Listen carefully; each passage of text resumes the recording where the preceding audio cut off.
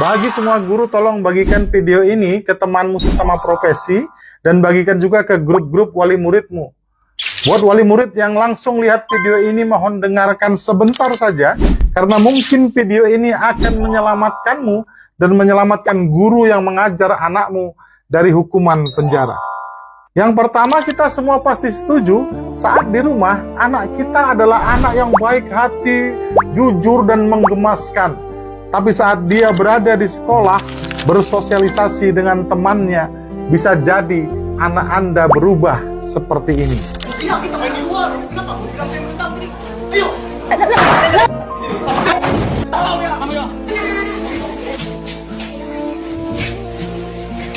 Iya. Golek ono dewi. Kan? Dan menurut saya, 3 orang muridnya badannya lebih besar daripada gurunya. Siswa SMK kepada gurunya.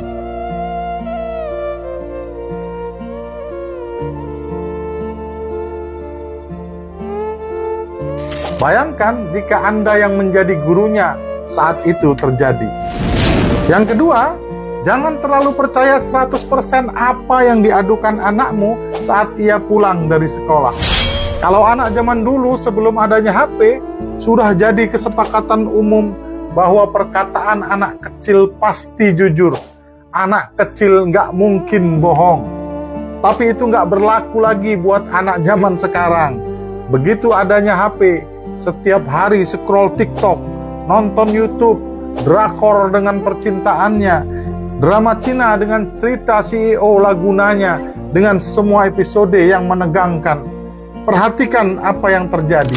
Video pertama, anak ini pulang sekolah mengadu ke orang tuanya bahwa ia telah diculik. Gimana dia? Gimana tadi? Aku ditarik sama dia, terus habis itu digendong. Dia taruh di tengah, saya taruh di depan. Terus saya begini lambai-lambai tangannya. Terus mbak-mbaknya nabrak dari belakang motornya.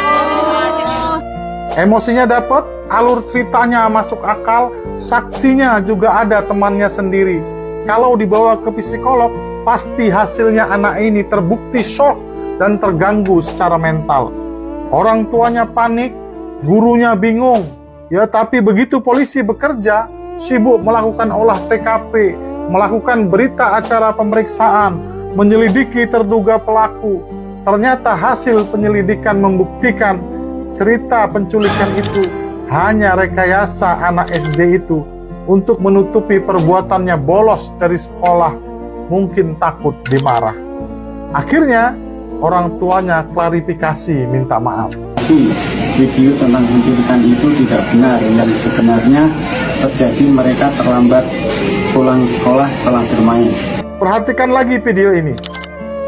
Di mana sebenarnya? Di sekolah, Oh, pergi di sekolah. itu ada bapak-bapak. Ah, terus Bapak-bapak itu tarik saya. bapak-bapak itu dia pakai apa? Dia pakai apa? Dia pakai helm baru, ya tutup mukanya pakai masker hitam.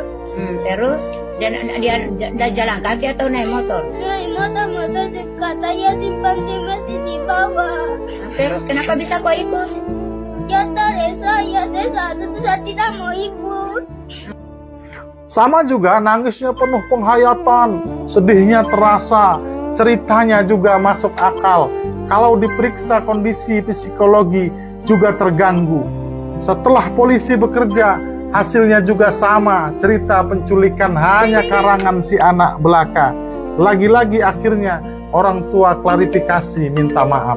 Sampaikan permohonan maaf yang sebesar-besarnya atas berita viralnya tentang penculikan anak di Desa Lohia, Kecamatan Lohia, Kabupaten Manah, bahwa berita tersebut adalah tidak benar dan hoax. Yang ketiga, netizen tentu masih ingat cerita anak SD yang matanya merah menyala dan mengaku dipukul gurunya yang memakai cincin. Anak mengaku trauma, tidak mau sekolah. Secara psikologi mentalnya kena. Orang tua menangis, netizen emosi, guru di sekolah dihujat, polisi memeriksa, wali kota datang, simpati dan hadiah berdatangan. Tapi apa yang terjadi setelah divisum dan diperiksa oleh dokter? Hasilnya mata merah anak karena penyakit pertusis, batuk panjang yang sudah seminggu yang membuat pembuluh darah di mata pecah. Kisah ini hanya ditutup oleh orang tua yang minta maaf ke sekolah. Bayangkan kalau hanya alat bukti cerita anak kita ditambah hasil keterangan psikologi anak, bisa jadi akan banyak korban guru yang menjadi tersangka dan dipenjara. Kalau dia bisa mengarang cerita tentang penculikan dan penganiayaan, pasti dia juga bisa mengarang cerita tentang pelecehan. Bisa jadi itulah yang diduga dialami Pak Guru Mansur saat ini. Jangan sampai ada korban kasus guru Supriyani kedua, guru honorer yang dipenjara karena dituduh menganiaya anak aparat. Sudah merasakan dinginnya lantai penjara, di dalam sel mungkin sudah menderita, tapi akhirnya pengadilan menyatakan tak bersalah dan bebas dari hukuman. Tentu tidak semua guru sempurna, banyak juga guru yang memang terbukti bersalah dan kita tentu mendukung dihukum setimpal sesuai hukum yang ada. Tapi jangan sampai kita menghukum orang karena fitnah. Jangan sampai kita memenjarakan orang yang tak bersalah. Karena kalau itu terjadi, bukan hanya manusia, bahkan Tuhan juga akan marah.